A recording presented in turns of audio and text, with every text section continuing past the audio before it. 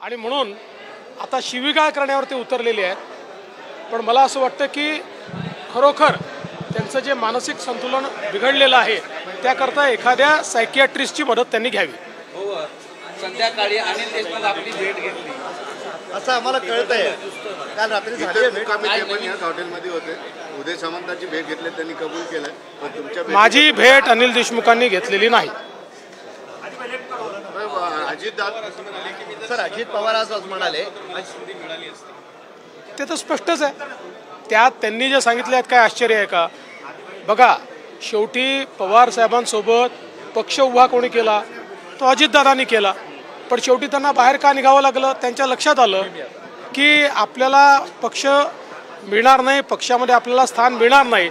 स्थान पवारसाहेब सुप्रियाताईंनाच देतील, त्यामुळेच ते बाहेर पडले. सर अजित पवार असं म्हणाले की चंद्रकांत पाटील जे बोलले होते त्याच्यावर काल बोललो मी. काल बोललो त्याच्यावर. आज सकाळी ते बोललेले काल बोलले आहेत आणि काल त्याच्यावर बोललोय. शरद पवार यांच्या वक्तव्यानंतर असं म्हणत होते की शिवसेना प्रादेशिक पक्ष म्हणून काँग्रेसमध्ये विलीन होईल. पण अजित पवार असं म्हणतायत की शक्यच नाही ते, कारण मी उद्धव ठाकरेंना चांगलं ओळखतो, त्यांच्याबद्दल ते सकारात्मक बोलले अशी चर्चा सुरू आहे. असं आहे, अजितदादा उद्धवजींना किती ओळखतात मला माहिती नाही, पण मी उद्धवजींना चांगला ओळखून आहे. सध्या उद्धवजींचे फिलॉसॉफर आणि गाईड हे पवारसाहेब आहेत. पवारसाहेब जे म्हणतील तेच उद्धवजी करतील. थँक्यू. तर मी उद्धव ठाकरे यांना चांगलाच ओळखून आहे आणि त्यामुळे जे शरद पवार सांगतील तेच उद्धव ठाकरे करतील, असं मोठं विधान देवेंद्र फडणवीसांनी केलेलं आहे. आताची महत्त्वाची बातमी आपण पाहतोय.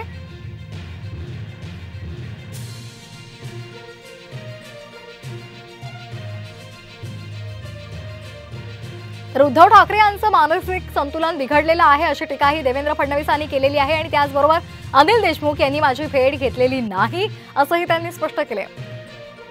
त्याचबरोबर मी उद्धव ठाकरे यांना चांगलाच ओळखून असल्याचं